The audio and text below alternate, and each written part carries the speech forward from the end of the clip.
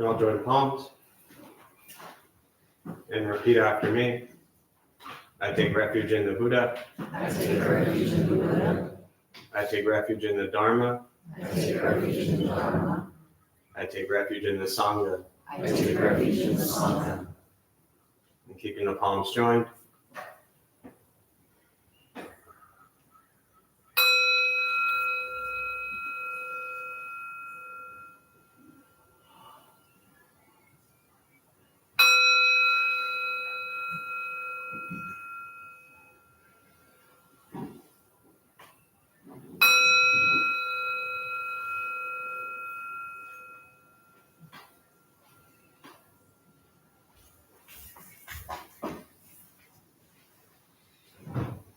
You put the palms down.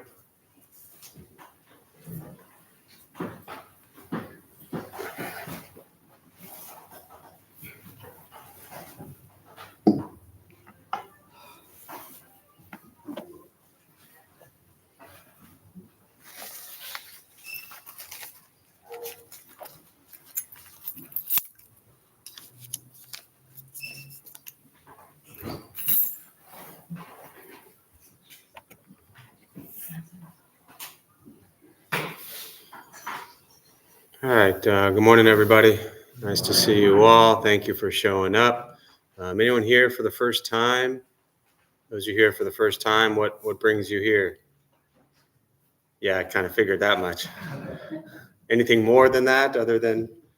Long-time practitioners wanting to connect with a new Dharma community here in San Diego. Nice. There are so many better options than this one. So, but this is one of many. So glad you're here. Yeah. First time. Yeah. Seeking community. Yeah. Seeking community. What else? You're here for the first time. I want to share why.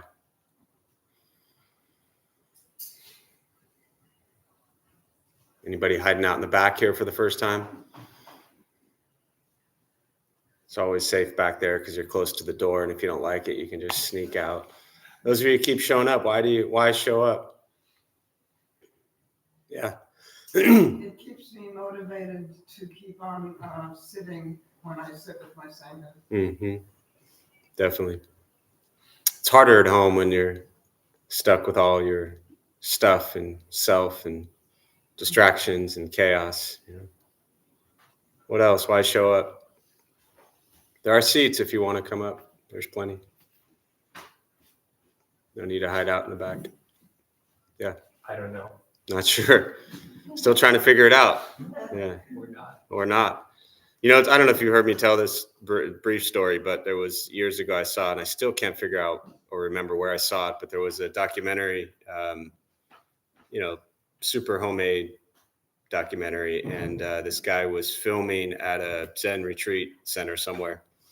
And so he was asking the people who were on retreat there and live there, like, why? You know, what are they doing there? And the person was sharing the schedule, and they said they get up at 3:30 in the morning. And the person who did the interview said, why do you get up at 3:30 in the morning? And the guy looked back at him with a big smile on his face and said, I have no idea. I thought it was really beautiful because it's just that kind of complete surrender, you know, in a safe way, of course, but just that. Anyone here like to try to control things in your life? You know, it's so much, it sucks. It's so much of what causes so much strife and chaos and angst in our lives is our attempt and ability to try to control things and people and places and the world around us. And so when I think about that life, that lifestyle, that response, it was just this opportunity, this moment to, you know, for once in your life to just let go of control of everything. Time is this thing that we think we have control over, and we're constantly trying to add more of it. We never have enough of it. And we need to move it, manipulate it, and schedule it. So we're often looking to try to control so many aspects and areas of our lives. And when we try to control things in our lives, they often don't go how we want. And then how do we feel? Disappointed, frustrated, sad, angry, anxious, stressed. So this kind of surrender in a safe, healthy, non-toxic way, of course, but the surrender of attempting to control everything can be very liberating. And so I always encourage people to find areas in your life where you can just show up and be present. It doesn't have to be here, anywhere. That find areas in your life where you can just show up and bring presence to that situation. Art forms is a great way. So many ways that you can just paint or draw or trim flowers or whatever it might be. Just be present with that. Walking, eating, just being present with what's happening around us is a really beautiful opportunity to kind of let go of our effort and attempt to control. And so that's, I think, something that is often not explored enough in Buddhist practice, because often people come here trying to be happy and peaceful and find things. And I've found that very often that comes from just setting things down. So to those who are joining virtually, welcome. Glad you're here. Thank you for showing up. We'll start with the meditation practice. For those who are maybe brand new or never sat before, a couple things to tell you before we begin. Nothing's going to happen to you. Right? You're not going to float away. You're not going to have any mystical, magical experiences. The mind that races all day long is not going to shut off. Don't judge your practice, meaning don't ask yourself, is this working or not working? Are you doing it right or wrong? We're just going to sit. We're going to breathe. You'll hear sounds inside the room, sounds outside. This is life. Life is filled with chaos. And this practice is learning to get quiet and still within all of the chaos. Don't expect silence. People cough, phones ring, babies cry. They also giggle and laugh and do fun things, but this is life. And this practice is learning to get quiet and still within all of the chaos. So the sounds are not distractions or disruptions. It's just what's happening. Posture, you just want to be comfortable. If you are on a cushion, often helps slide in the front third. Pushing the stomach forward allows the back to straighten. If you're on a bench or chair, however you're seated, also just trying to sit up straight, relaxing the shoulders, hands can be on the knees or lap, whatever's comfortable. Most important is being comfortable. If you need to move, simply move. Movement doesn't make you a bad meditator. It just means you need to move. I'll guide us as we begin, and we'll settle into a little bit of silence. Again, do not expect anything. We're just going to sit and breathe.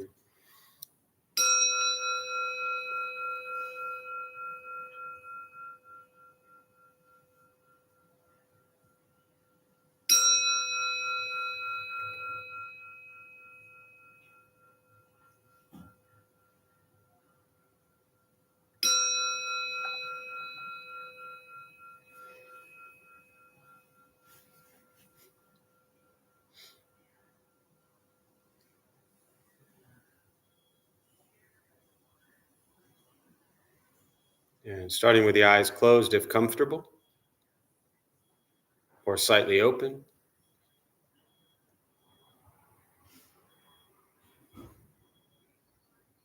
Mouth is open or closed, whatever's comfortable. We'll start with taking 3 deep breaths slowly.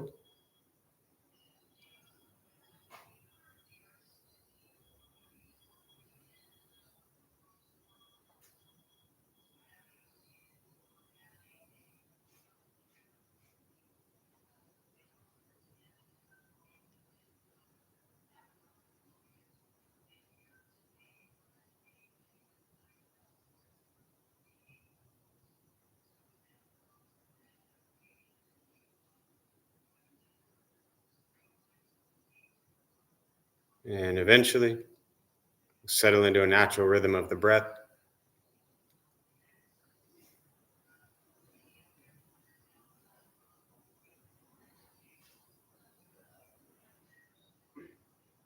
Noticing the mind as it wanders, jumping from thought to thought.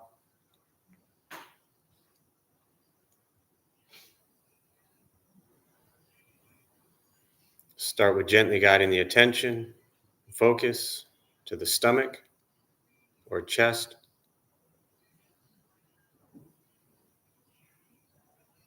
Breathing in, feel them rise. Breathing out, they fall.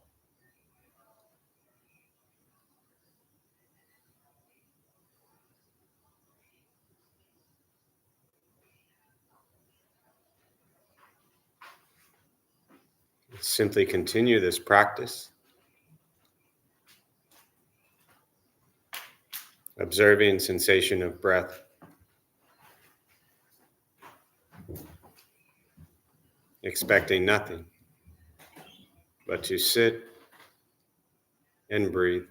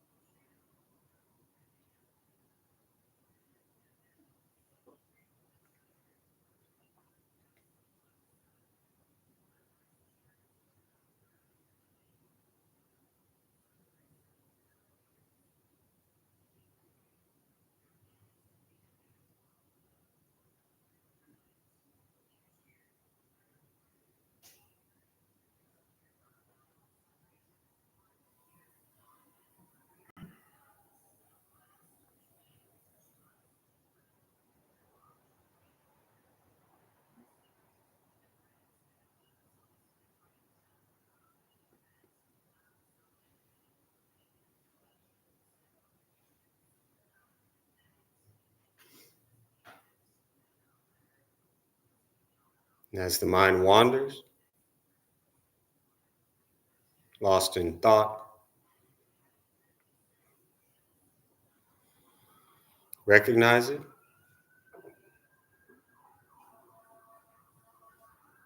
release that thought, return attention, focus to the breath.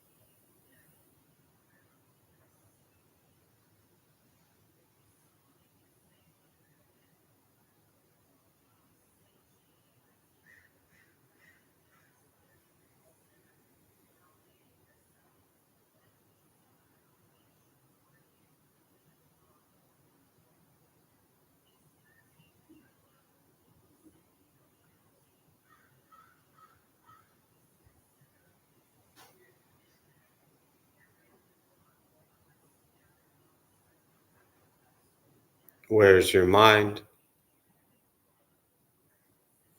Lost in thought. Return to breath.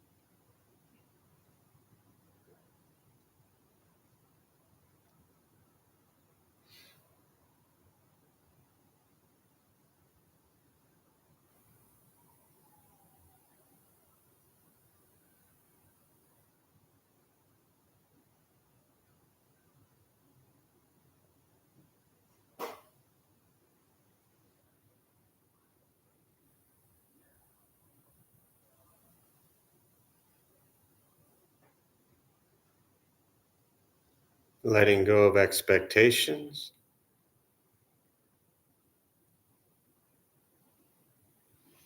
letting go of judgments from your practice,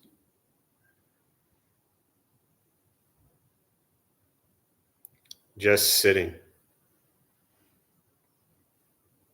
breathing.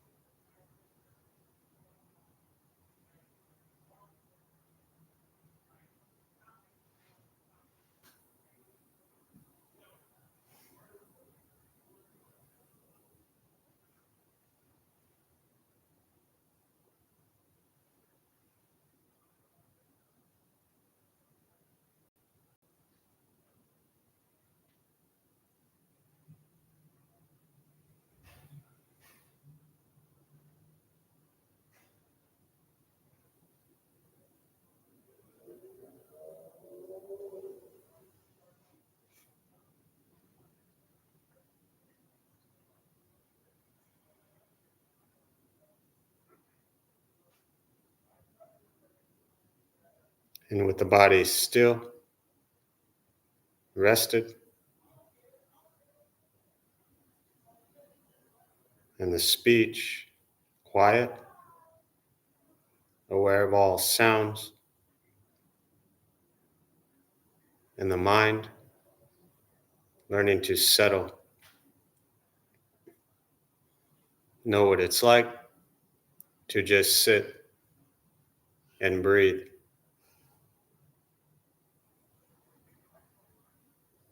knowing with each breath there's nothing else to do,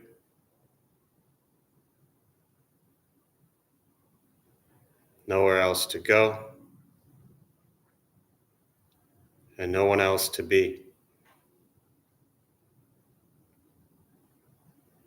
Everything beautiful, exactly as it is.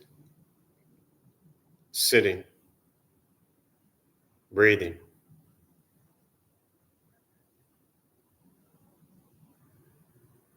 And once again, taking 3 deep breaths slowly.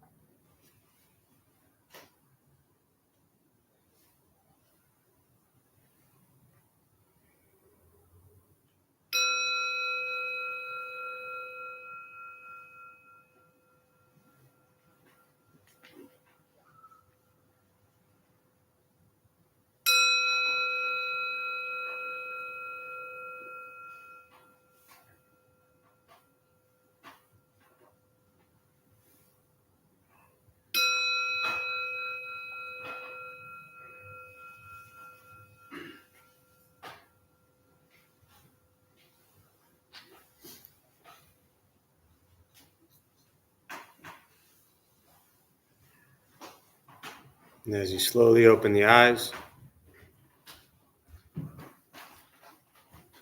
slowly beginning to move,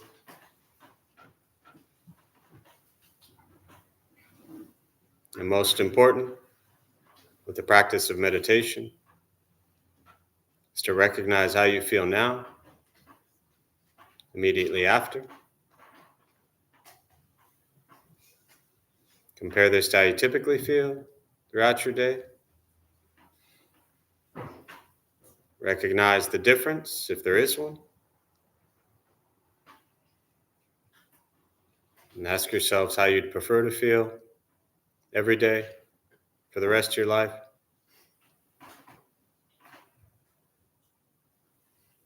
And realize however you feel now, if it's quiet, calm, and still, or a busy mind, racing mind, whatever you're sitting with at this moment, has nothing to do with anything I said. It's nothing to do with how you sit and hold the hands or cross the legs. It's nothing to do with the sounds around you or anything else for that matter. It has everything to do with your own mind and your own mind's reaction to an external condition. This is what the Buddha called pratitya samuppada, means dependent origination. This is the basis of the Buddha's awakening. The word Buddha simply means awakened. He was a human being, no different than any one of us, who began to understand why he suffered, why he got angry, sad, depressed, stressed, anxious. He began to understand the causal relationship of all phenomena. And what that means very simply for all of us, regardless of where you come from or what you believe in and where you think you're going, your whole life is filled with things that happen. You react. More stuff happens, more reactions. That's it. This practice is simply learning what it's like to respond to something quietly, peacefully, still. Because for most of us, the way you responded to the last 20 minutes is quite different from how you respond to every other 20-minute period of your day. And so all we're working on is closing the gap to where the way you feel now is closer to how you feel always. Just as driven, motivated, productive, successful, whatever that means to you in your respective lives, but with a mind that's steady, clear, focused, distracted by nothing, disturbed by no one. This is not an easy practice. This is not necessarily fun. It's not an escape, as often people think it is. If your life is a crazy, hectic, stressed out mess, meditation doesn't fix that. It gives you an opportunity to pause and reflect on why your life is a crazy, hectic, stressed out mess, so you can begin to make changes. This practice is direct perception into each moment as it arises. And each moment as it arises, as we all know, is filled with conflict, chaos, difficulties, challenges. And this practice is not running from any of that, but learning to be with life as it arises. We spend so much time trying to change, fix, control, manipulate everything around us. And as I spoke about earlier, this practice is learning to be aware of how you respond to everything around us. Your thoughts, your words, your actions. The Buddha referred to this as karma. Karma is not what goes around, comes around. Karma is not getting what you deserve, or they're getting what they deserve. Karma literally means action. It's what we bring into the world. It's not what we get. And he taught we generate karma 3 ways: body, speech, mind, thoughts, words, and actions. So this practice, at its very essence, at its very core, is learning to be mindful and aware of what we think, what we say, and what we do, and the intention behind all of that. Because that determines our reality. Meditation is free. Buddhist practice is free. It's just sitting, breathing, and becoming aware of what you think, what you say, and what you do in each moment. And that never changes. This is not a 6-week course and then all of a sudden your life is better. This is not a year and then you figured it out. It's a daily practice and it never stops.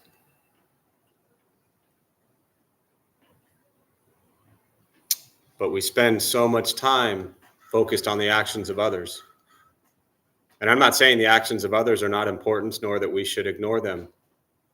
We should all recognize our place and privilege and what we don't have to worry about and what others have to worry about. But at the same time, this practice is not about what others do.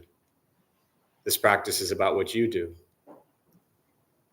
This practice is not ignoring all the pain and suffering in the world, but it's paying attention to your pain and your suffering, learning to be at peace within your own head, your own heart.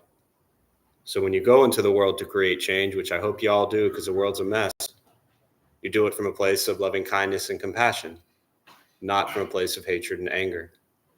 And that's where most people come from.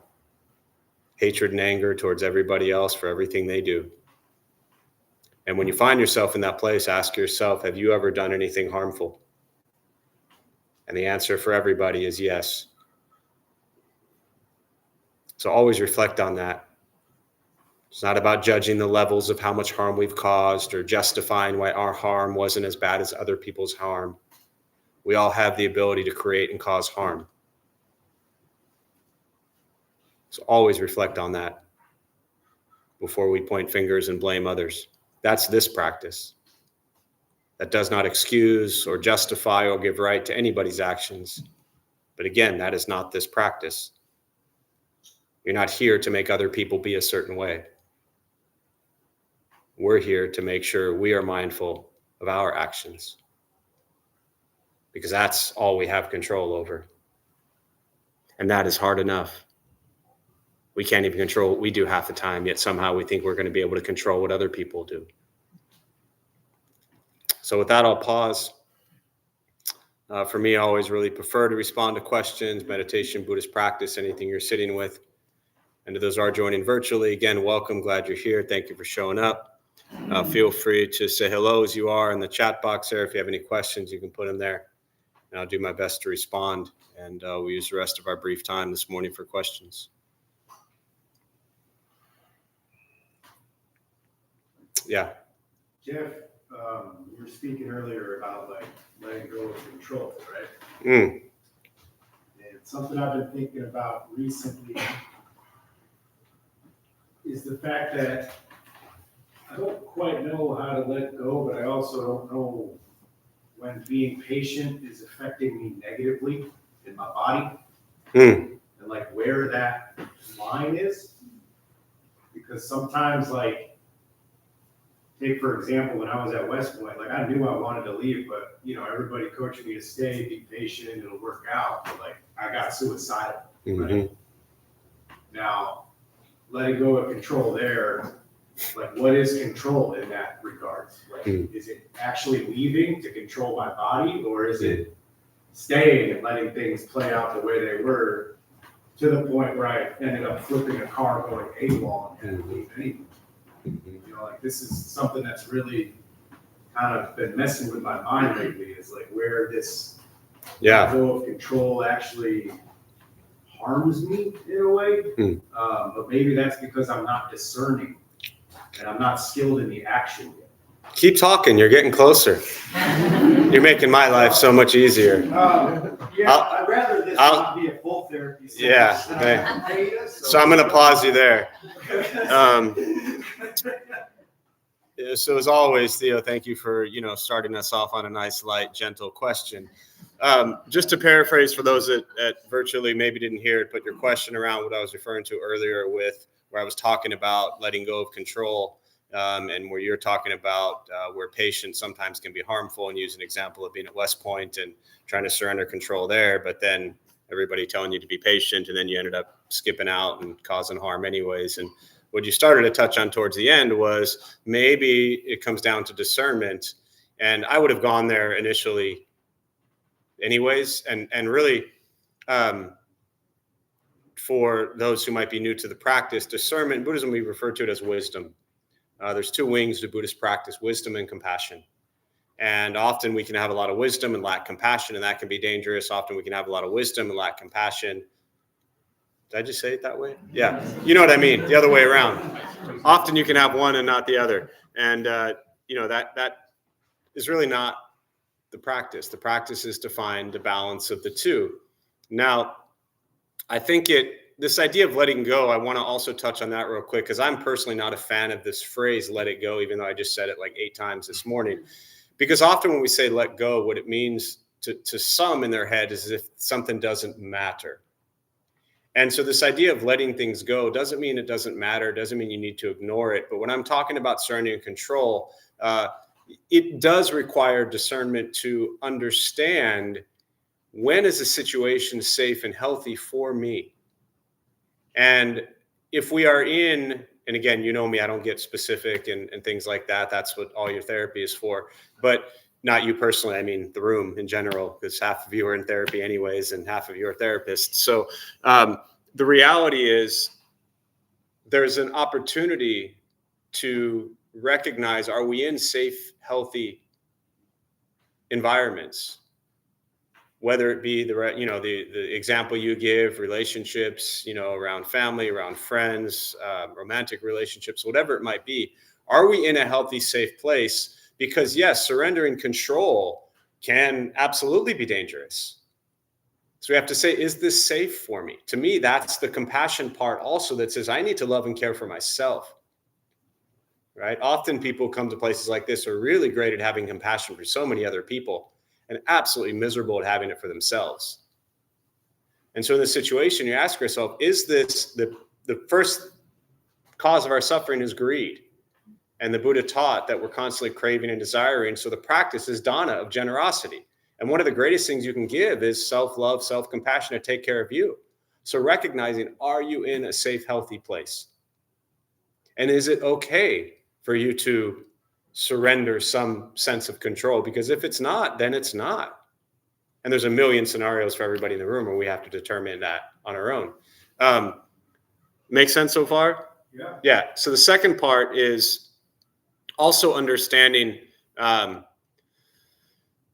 with this idea of patience. Another one of the paramitas, the Bodhisattva practice of generosity, morality, patience, diligence, concentration, wisdom. Bodhisattva, for those not familiar, Bodhi is enlightened, Sattva is being. So this enlightened being practice of recognizing these 6 steps to overcome suffering for ourselves and for others is to practice generosity, morality, patience, diligence, concentration, and wisdom. But patience also, I find, to introduce and look at Buddhist teachings on the middle path, which is to ask myself, Am I being so patient that I'm just waiting so long for something or someone else to change, yet I'm continuously being abused? Unhealthy, unsafe, toxic, dangerous, right?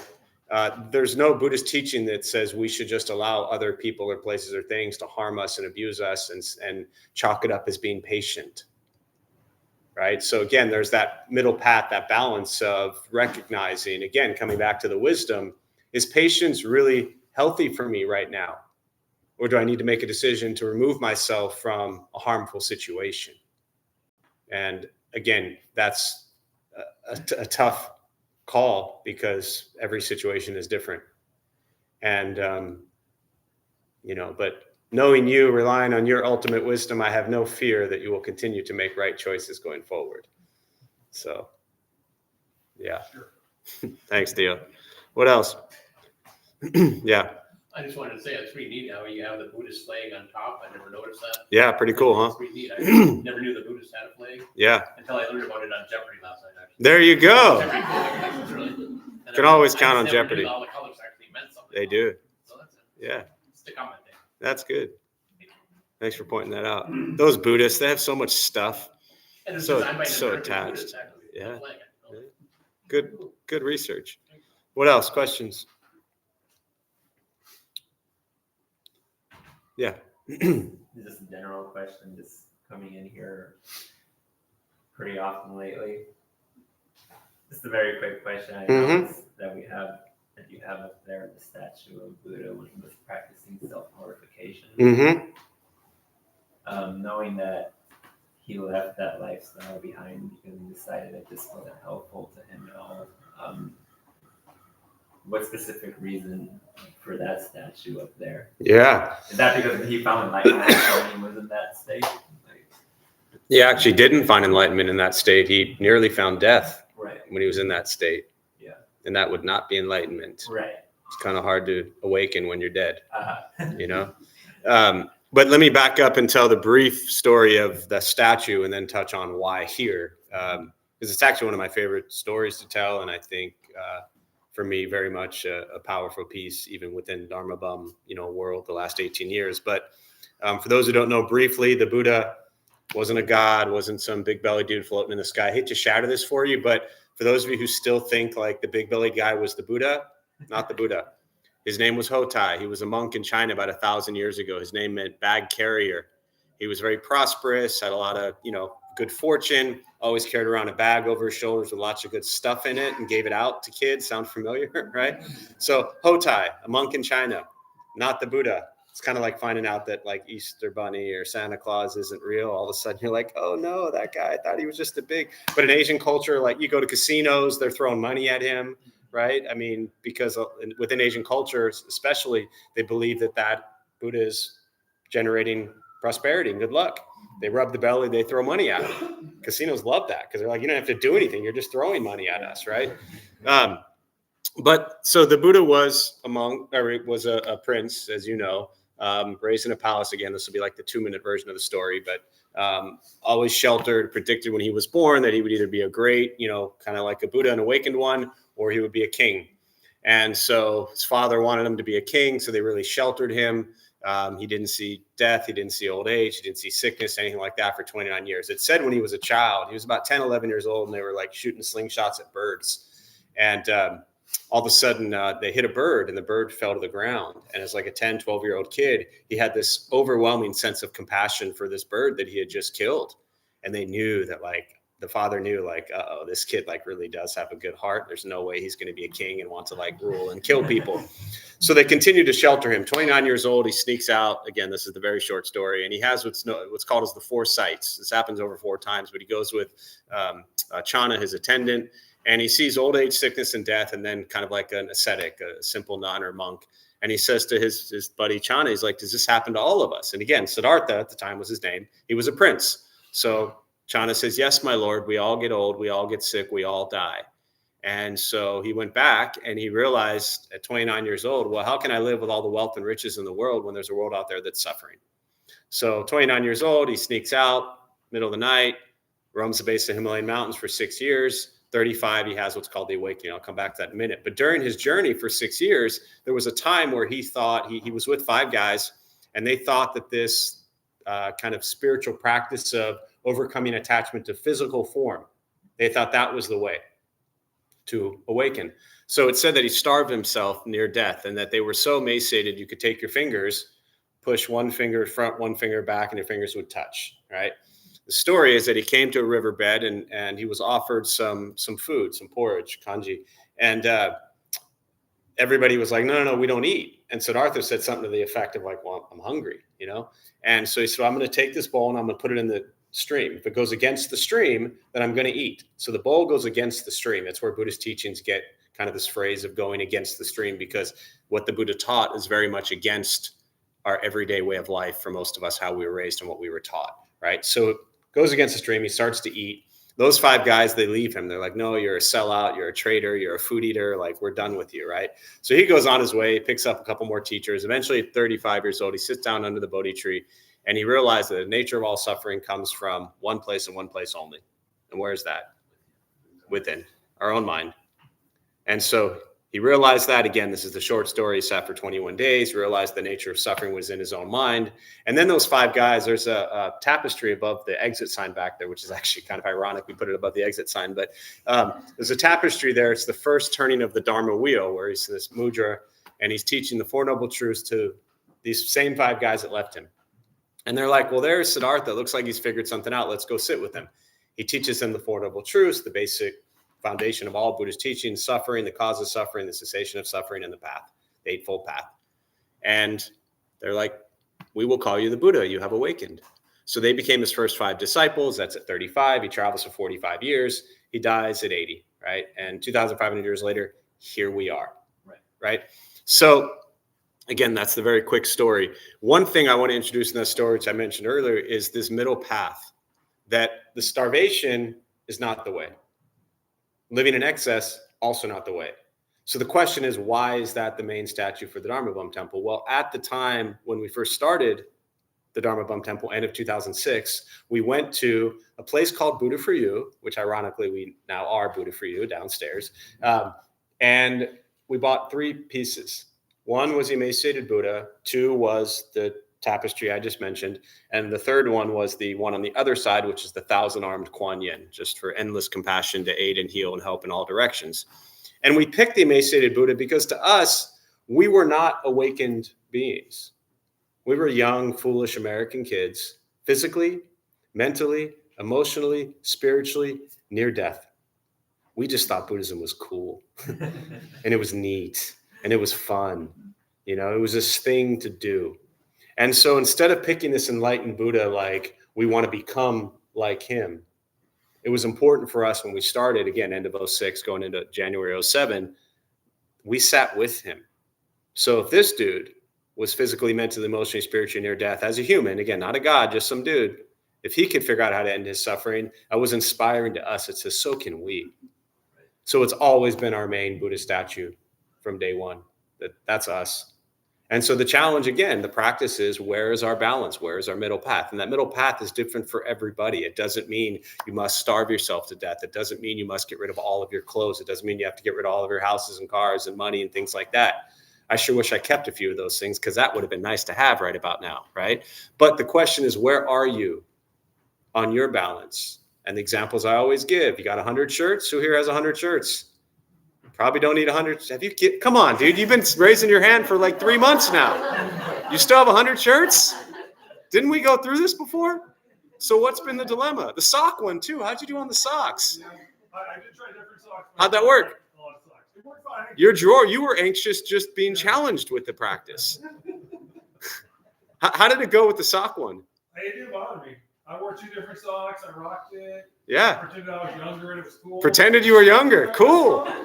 Nice. Did people see them, or were they covered in long jeans? I wore them here because this is the other Okay. people see them. Right. So, yeah. All right. Well, that's kind of an out. So that's Yeah. all right. That's a safe out. I You're also good. tried a different meal. I let the person serving me choose my coffee. Yeah. That's still though. I mean, that's for many of us. That's a meal. How'd that work? It was good. I had coffee with honey, which I never had. There you go. See, so you actually surrendered control over what coffee you were going to get, and it ended up being something you liked.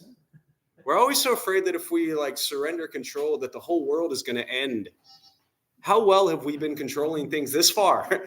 Maybe we should set things down a little bit. Maybe shit would be better. Right?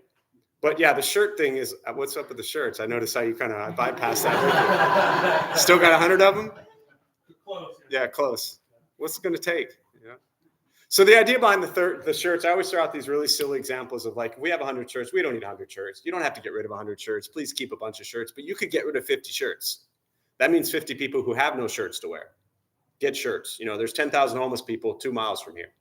There's a Rachel's house for battered and abused women. They would love new shirts, right? We all have so much. Find a middle path. And when you actually give 50 shirts to people who don't have shirts, how do you think you're going to feel? Pretty good. And you'll still have 50 shirts, which last I checked is going to keep you, good for a while. So what else? Questions? That answered you. There's a question here on can a disciplined practice of meditation over years help to deal more calmly with moments of crisis when they arise? Yes, and I mean, so good question. I think that the important piece is to not, first and foremost, and you didn't use the words in your question, but to me, what I hear in your question potentially is goal-oriented. And I never like to encourage Buddhist practice or specifically meditation as this thing that should be goal-oriented, because then we're kind of doing it hoping that someday we're going to be able to deal with conflict. Conflict is always going to be difficult. And conflict is also always going to arise. And some conflicts will be more traumatic and heavier than others, and some will be less traumatic and lighter than others. So I think the question around, can a disciplined practice of meditation over years help to deal more calmly with moments of crisis when they arise? Just develop a daily disciplined meditation practice for years, and you'll have the answer to that. Whatever I tell you is meaningless. I'm just some dude. I can't tell you what it's going to do for you. I also don't recommend thinking about, can I do this for years? I mean, doing anything for years is really difficult. So just for me as a practice, can you sit today? Can you meditate today? Can you be kind today? As I always say, can I just suffer a little bit less today than I did yesterday? I'm not sitting here thinking like, am I going to awaken in the next 3 months? Because it's never going to happen, right? No time, not in this life ever. But can I be kinder, gentler, and suffer less today than I did yesterday? That's it. That's about as lofty as a goal as I'm going to set with this practice. But ultimately, anything around what's it going to do for you over time, whatever I say is meaningless. The only one who's going to answer that question is you. So if you do this every day for the next 3 years and you have a crisis that arises in 3 years, which it will, you'll be able to say, how am I dealing with this crisis in this moment? That's really the best approach, I think. What else? Yeah. So I gave away a lot of my clothes. Nice. A time ago, did the whole Marie Kondo thing. And it is very rewarding, but I will also say I probably do 3 times more laundry than everyone else. What was the last part you said? You what? I probably do 3 times more laundry. Oh, now. I just have less clothes. Yeah. That's just something a logistic to consider. Considering Yeah. you have your clothes, you will do 1.5 times more laundry. Yeah, legit. I mean, why you got to bring logistics into this, I'm just here to help. Yeah, I hear you. No, I appreciate it. I didn't hear where you said you gave them. Not that it matters, but you said it, so I just wanted to repeat it. Sorry. You said where you gave them. Not that it matters, but Oh, Goodwill. Yeah, great. No, I'm glad you said that. So the comment was that you gave away a bunch of your clothes to Goodwill, and it felt good to do it. But one thing to consider is you're now doing laundry a lot more frequently. Something to consider. Yes. So but with 50 shirts, I think you'll still be all right. But the thing I want to point out, I'm glad you said Goodwill, because one, I got to remember, I forget sometimes that people actually listen to the things I say and they actually try some of these stupid things I suggest. So I have to be careful with that. But I remember years ago, Shmuel, God rest his beautiful soul. Years ago, I gave this talk, a similar thing. And he came in on one Saturday And he walked in, and Maggie and I were sitting downstairs at the old Buddha for You, and he walks in with these 2 huge trash bags. And he's like, here. I was like, what is that? He goes, it's all my clothes. I'm giving them away. And I'm like, I don't want your stuff. He lived like 40 minutes north, you know? He drove all the way down to Buddha for You to give it to me or to hand it to us. And I'm like, dude, you passed like 30 Goodwills on the way here. And the reason I say this is very often people who come to Buddhist things or whatever think that like if you're going to help people, it has to be in the name of the Buddha. Buddha's dead. He doesn't care. Just help people. Goodwills, wherever you give them to. It doesn't have to go to your Buddhisty place, you know? We got enough crap. We don't need yours. You know what I mean? Like there are people out there who need your stuff. So find them and give them that stuff. And, you know, I mean, laundry is a very mindful activity too. We could debate this, right? But I won't. Thank you for sharing. What else? Questions? Yeah. I'm an addict and I tend to lie. They go Yeah. Big lies, little lies, typically to my wife. You know, with other people, I'm pretty honest. And, you know, a lot of times I do it to, parentheses, protect her. Or protect myself. When I was a little kid, when I made little mistakes, it was harsh. And I learned that if I got away with it, it was not harsh. My question is, and I suspect I know your initial answer is, what the hell do I do about it? It's had horrible consequences. Yeah. Stop. I figured that was. Yeah. I mean, you've only been sitting with me for like 5 years, and I'm going to start by saying, so to paraphrase those who didn't hear it, I'm started by saying you're an addict and you lie, and those two often go together. Again, these are your words. And you said that, you know, small lies, big lies, you lie to your wife. That's kind of where it happens most. And then you said that often you do it, you think to protect her or to protect you. And that when you were a child, you know, you would lie and it was really harsh. So, you know, you try not to put yourself in harmful situations. Yeah, I mean, I think the first thing is to understand that, as I always say to you, your effort, your diligence, your continuous showing up to this practice, to your sobriety, to yourself, to being honest about being a liar is a really beautiful thing. So I always want to point that out for you, that your honesty about being a liar is a beautiful thing because it's the truth. And for many of us, waking up to the truth of how we are, not who we are, but how we are, is really scary. And don't overlook that, especially if you continue to have, you know, a lack of compassionate views towards yourself, then you get stuck in your vicious cycle and then everything goes downhill from there. So again, be proud of the fact that you're honest about being a liar. And then stop being a liar, right? And I say that kind of jokingly, kind of seriously, but I don't want to get too much into like a therapy role, but be careful around thinking, even the way you ask the question, about justifying why you're lying. You know, and I also want to say there's a story, and this it's not going to help your situation at all, so I probably shouldn't tell this story, but I'm going to tell it anyways. There's a story where, you know, time of the Buddha, you know, they believed in rebirth, reincarnation is pretty much what everybody thought back then. And so the story is that what's called the Jataka tales, and these are past lives of the Buddha, kind of like Aesop's fables in a way. So they're stories to kind of bring out, you know, certain meanings and teachings. And there's a story that there was a child who they came across a mother bear, and the cubs were starving because the mother bear was malnourished.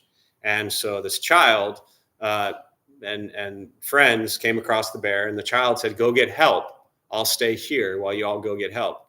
And the child fed himself to the bear, the mother bear, so she could have enough nourishment to feed her cubs. And the story is that after that death, that rebirth, the child was reborn as Siddhartha Gautama, and ended up becoming the Buddha. So I always point that out because This is why I said it's a little dangerous. Like, it sounds like I'm telling a story that says it's okay to lie. Now, I'm not going to sit here and say it's okay to lie. It's not going to it's okay or not okay to lie. One of the very basic 5 precepts, as you know, from the Buddhist teachings, is to refrain from lying, from harming, from stealing, from sexual misconduct, and from intoxicants or anything that alters a state of mind. Often we do all of those together at the same time, right? And these are not judgments. These are not critiques. These are not you're a good Buddhist or a bad Buddhist, right? Half the time I give these talks and then people are going home and having their, burger and beer, feeling like they're a bad Buddhist, right? It's not about being a good or bad Buddhist. It's about recognizing why we do these things. And I don't know about you, but anytime I lied or harmed or stole or committed sexual misconduct or used intoxicants, nothing good ever came from that. So be mindful of your actions and why you do things. And I think for you, it's important to ask yourself, why are you lying? Don't answer that, but it's, why are you lying? Are you really offering protection? Or is that just some story you've created in your head to deal with a really bad habitual pattern that you have of lying? And see what happens the next time you're actually just blatantly truthful. If you can be as truthful with your wife as you are with asking about your addiction to lying, see what happens. I've met your wife. She might appreciate that, and she also still loves you and really doesn't want you lying to her, and even if you're doing dumb stuff. So again, I don't like to get too personal, but my guess is most of your lying really isn't protecting her. It's protecting you, yourself. And the Buddha says we're so focused on our sense of self and our ego and our pride, and that's very often why we lie. So coming back to the intention wasn't in the story of the child, wasn't about the child. That lie wasn't about the child at all. It was about doing what truly someone else needed, but not because they were afraid of being exposed. This practice of honesty is brutal, man. It is so tough. It really is. And to continue to cultivate and be an authentic, honest, true self is so difficult, I've been failing miserably at it for 50 years, but you just keep practicing. Yeah. What else? We'll do one more before we close. Yeah.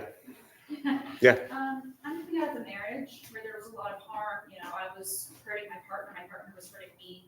And I really struggle with black and white thinking, and I kind of find myself vacillating between, all these terrible things were done to me, and I did my best, and I'm not at fault, and I'm a terrible person, I caused this harm, and how can I have done this, and how can I move on? So, do you have any advice of following the middle path there, kind of holding both those things at once? I was harmed.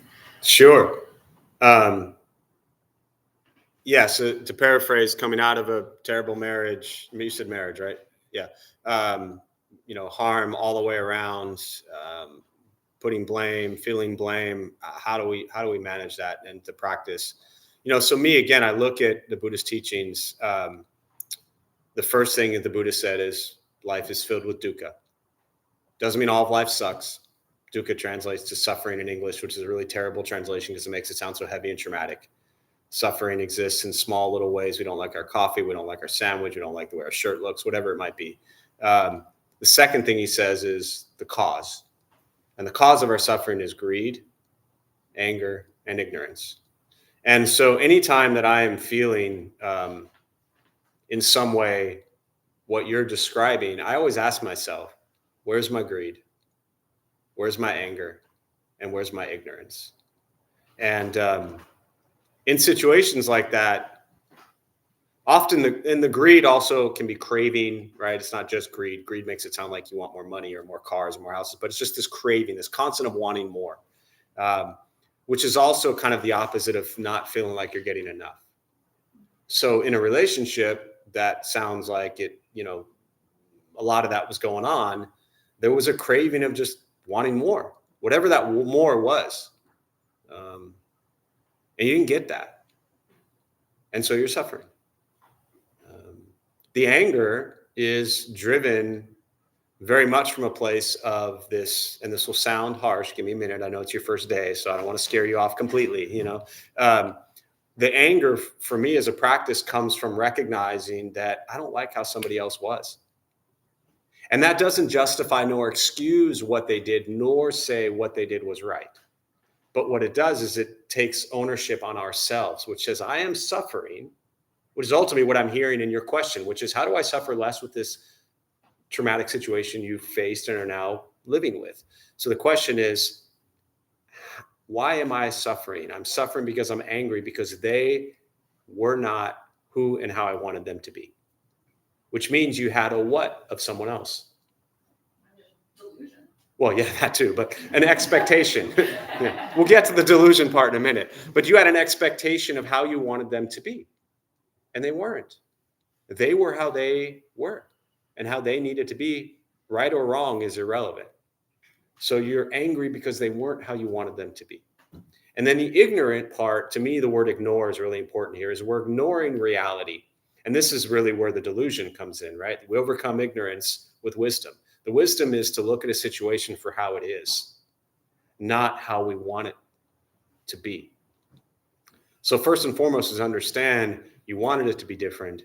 You're angry at them being a certain way, and you're ignoring the reality that things just don't always go how we want them to.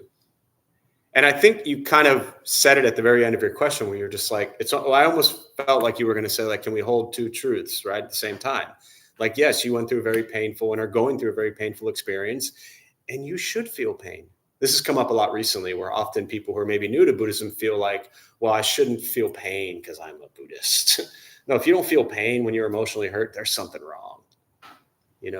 To have empathy, to have grief, to feel that suffering, that means you have a heart, you love, you care, and that's part of your process going forward. But there is no easy, quick fix solution. What I do often suggest is to drop the blame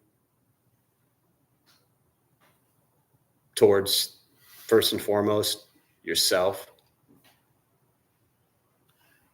Because very often in these situations, we think we caused it. People do what people do. We influence karma, our actions, what's what we bring in.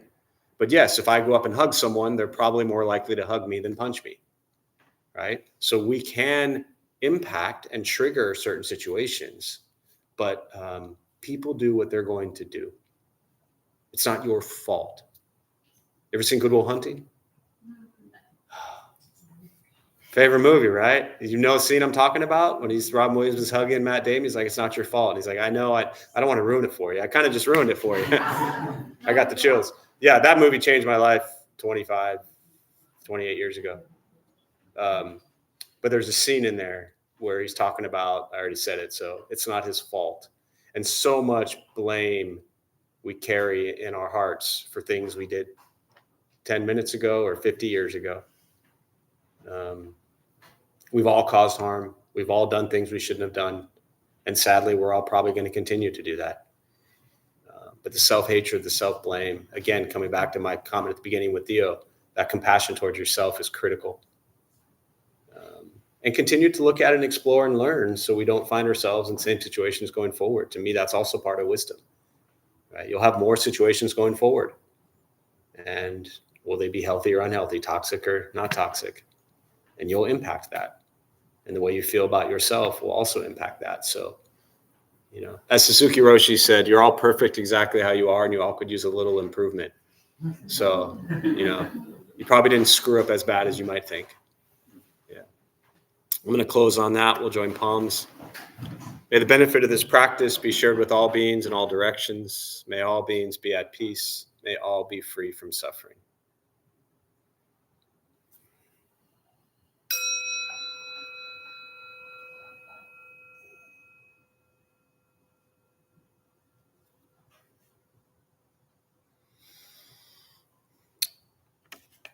All right, before y'all head out and before Ann does her announcements, I have a couple announcements I wanted to make before Ann does hers. But I I know the last few weeks emails have gone out, different things, so many people helping, and we have over 100 volunteers that do things around this place. You know, we have Maggie and I run the show, and then 100 plus volunteers that do everything, and you're all incredible and amazing. But there's a couple things we need that I just wanted to put out to the group here. Books. We have a lending library, which many of you know, take, drop off, whatever. We get so many books, and we have 2 people who are kind of temple librarians, but not always able to do it. So we get that box gets filled, and we have 3 more boxes. I'm looking for 1 or 2 people, especially those who are like regular Saturday people. If you want to come 20 minutes early or stay 20 minutes after and just help it's really difficult. You take books out of a box and you turn around and you put them up on the shelf over there, and they go into one of 3 categories. So it might require a couple Google searches, but 1 or 2 people who want to help on a weekly basis stack the books in the lender library would be really beautiful. So if you're interested in that, please let me know. We're still looking for another Dharma Bum host Thursday nights at 7:00. You come in at 6:30. You open the doors. This gives you access, secret access, VIP access to the temple. You'll get the code to the door. So if your real wish is just to break in and steal everything, this is your first step. But Thursdays at 7, you open the doors, you prepare the space for the group, and then at 8:15, you close everything up and you leave. So we're looking for a Thursday, 7:00 host. The books, Buddha for You. So Buddha for You, as many of you know, we've had it 15 years. During the day and during the week, that is pretty much the entry into temple, because after the pandemic, we stopped opening various reasons, but we stopped opening these doors during the day. So you enter the temple now when Buddha for You is open. So it really is, you're the first person that greets people, welcomes them in. Most people come to Buddha for You are coming for the temple anyways. So it really is kind of like a welcoming, greeting host person. And then, oh, by the way, if they actually want to buy anything, you got to, punch it into an iPad, but that almost never happens anyways. But if you want to host or volunteer at Buddha for You, we have a couple spots open. We're really trying to fill. Maggie's downstairs. Please go talk to her and let her know that you want to help in Buddha for You. And then lastly, I'm looking for probably 4 strong people who want to stick around now for about 20, 25 minutes. And we have a few rocks. Oh, hands up already. Thanks, Theo. Yes. 4 strong people who want to help move some pretty big rocks right out in front. So if you can meet me out front in about 5 or 10 minutes, we're going to move some rocks. And now we'll go to Ann. Thank you, Ann. Our Saturday, this is what you would do on a Thursday night. You get this power and control. So powerful. Hello, everyone. I am today's host. My name is Ann. We opened the Dharma Bum Temple 18 years ago to introduce Buddhist practice to those who show up. Those who lead are not nuns, monks, gurus, masters, or teachers, and are not looking for students. They are simply practitioners sharing their interpretation of the practice. Every night we have different classes led by different people from various Buddhist traditions. We have a recovery sangha that meets several times a week for anyone with addiction, and our food redistribution program is every Thursday at 4:30. We have classes and programs every day, and everything we offer here is always free. The full schedule is on our website and also posted in the entry above the shoe rack. We have a lending library. If you see a book you like, feel free to borrow it and then bring it back whenever you are done with it. They're starting back up the family sangha. It'll be every 3rd Saturday. So next Saturday will be the first one. Yeah. It's at 11 o'clock. Parents are welcome upstairs. There'll be activities downstairs for the children, and there will also be childcare for the toddlers. Please straighten your seat or cushion before you head out. If a few people could stay to close and latch the windows, that would be helpful. Thank you for being here. We wish you well and hope to see you all again. And thank you, Ann. And that reminded me of the one final announcement that I almost forgot. As you see, the Zen Garden is like 95% done. We still have some work to do. But next Saturday at this time, Venerable Bhante Piyananda, who's the Sri Lankan monk from LA, has come down quite a bit. Kalyana Wansa, the other monk, and some of their disciples, they're going to come down. They did the statue blessings. They've done a number of blessings in this space over the last 8 years.